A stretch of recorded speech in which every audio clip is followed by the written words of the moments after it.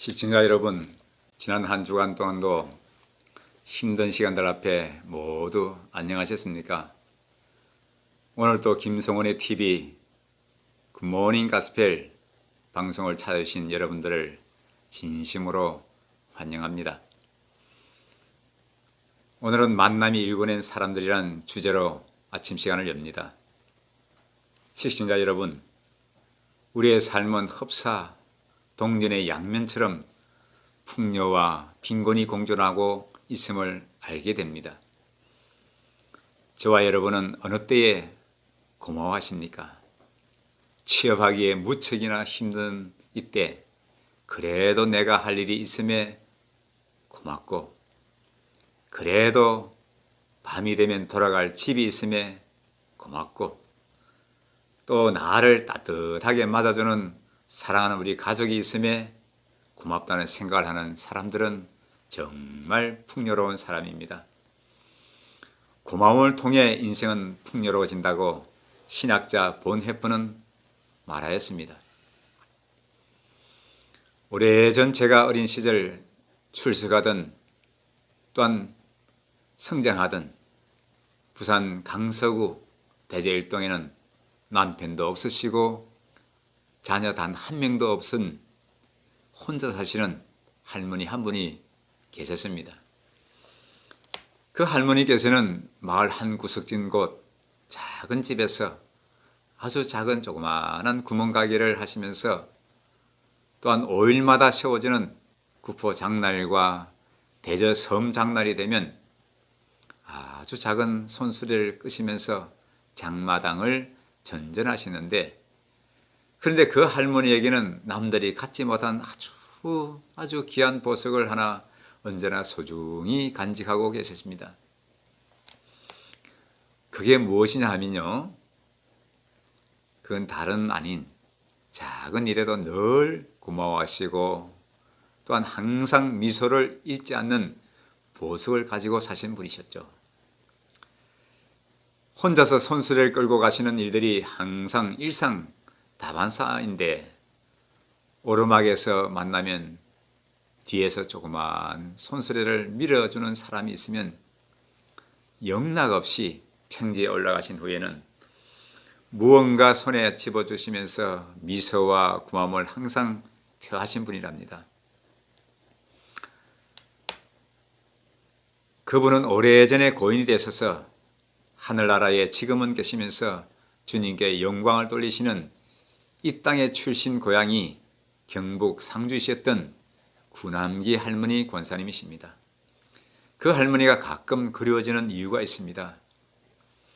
그 할머니께서는 그 당시에 당신의 가게 안에 몇 가지 식품을 조금씩 취급하셨는데, 어떤 날 할머니 가게를 찾아 할머니 계세요? 오냐? 어서 오너라 하시면 할머니 마른 멸치 10원어치만 담아주세요 하면 오냐 대답하시면서 20원어치 이상의 멸치를 듬뿍 봉투에 담아주시면서 어서 많이 먹고 쑥쑥 자라거라.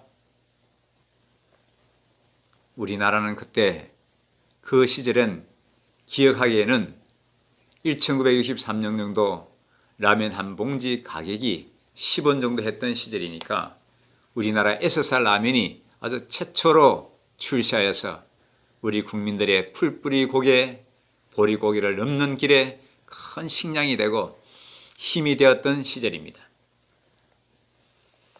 물론 지금 현재 시중의 가격은 아마도 한 봉지당 600원 혹은 700원 가량 하니까 세월의 차이가 많이 나네요.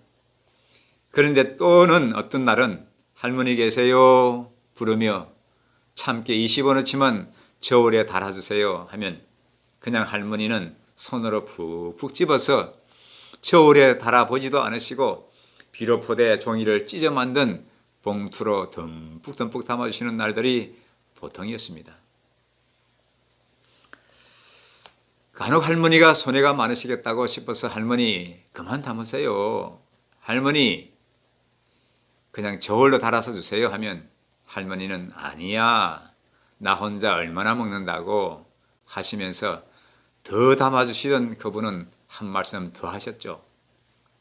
이 작은 할미에게 찾아온 것만 해도 고맙고도 고마운데 하시면서 고마움을 잊지 않으시고 항상 미소를 보이시는데, 그리고 고마워 하는 그 할머니는 저의 인생의 그 어떤 분보다도 더 훌륭하신 선생님과 같은 분이셨습니다. 미소를 잘 짓는 사람들을 보면 여유롭고 아주 넉넉해 보이십니다. 만일 내 자신이 초라하게 느껴진다면 자주 미소 짓는 연습을 하는 것이 참 좋습니다. 미소는요, 천천히 번져가는 미소가 더욱 좋습니다. 사람들을 만날 때 미소를 자주 지으면 그 사람과 나 사이에 아주 친밀한 유대관계가 싹이 틉니다. 아주 부드러운 미소가 사람들의 마음속으로 번져가는 순간 우리 모두는 행복한 사람, 행복한 사회로 만들어져 갑니다. 세상에서 가장 가난한 사람은 미소가 없는 사람이라고 미국의 작가 지거 지글러는 말했습니다. 사랑하는 시청자 여러분, 오늘은 글맛이 참 좋은 전북 익산의 안성국 목사님의 글 만남이 읽어낸 사람들이란 내용의 글 한 편을 소개합니다. 예수님의 12 제자의 면모를 보면 일관성이 없습니다. 무식한 어부도 있고 죄인 중에 죄인이라 불리던 세리도 있습니다. 행맹투사와 같은 열혈당원도 2명이나 있었습니다. 누구든 덤벼라던 수제자 베드로가 있는 반면 돌다리도 두드려 볼 의심덩어리 도마도 있었습니다. 도래할 예수님의 나라를 꿈꾸며 한자리 차지할 야망으로 부풀었던 야고보나 요한도 있었습니다. 축구 잘하는 사람을 모아야 훌륭한 축구팀이 되고 노래 잘하는 사람만 뽑아야 멋진 합창단을 만들 수 있을 텐데, 우리 사랑하는 예수님은 왜 이런 사람들을 제자로 뽑았는지 참 알 도리가 없습니다. 분명한 점 하나는 이들이 모두 자랑스러운 인물들이 아니라는 것입니다. 이들은 품이 있고 지혜가 풍성한 사람들도 아니었습니다. 예수님을 만나기 전 그들은 무지하고 어리석고 성급하고 의심 많은 그런 사람들이었습니다. 저와 우리 평범한 사람들과 다를 바 없는 사람들이었습니다.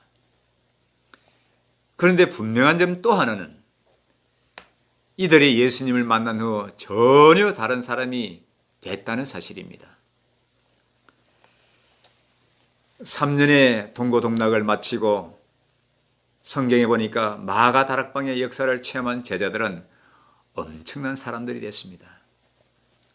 역사상 가장 이상적인 신앙 공동체인 초대교회에 그 교회를 일으켜 세운 탁월한 지도자가 됐습니다. 박해와 탄압의 죽음을 넘어 세상의 담비와도 같은 복음을 전한 위대한 사람이 되었다고 그런 소개합니다. 시청자 여러분, 위에서 소개한 모든 분들은 예수님을 만난 이후 고마움과 감사와 구원의 미소가 몸에 배어서 수많은 사람들에게 그것을 나누어 주었던 분들로 변화받은 인물들이 되었고 참 위대한 성공자들이 되었습니다. 오늘의 성경 말씀 한 절입니다. 주라, 그리하면 너에게 줄 것이니 곧 후히되어 누르고 흔들어 넘치도록 하여 너에게 안겨주리라.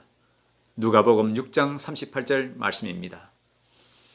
감사를 나누어 주고 고마움을 또한 나누어 주고 웃음을 나누는 오늘 하루 또한 이번 한 주간이 되십시다. 오늘은 여기까지입니다. 다음 시간에 더 아름다운 소식을 가지고 돌아오겠습니다. 감사합니다.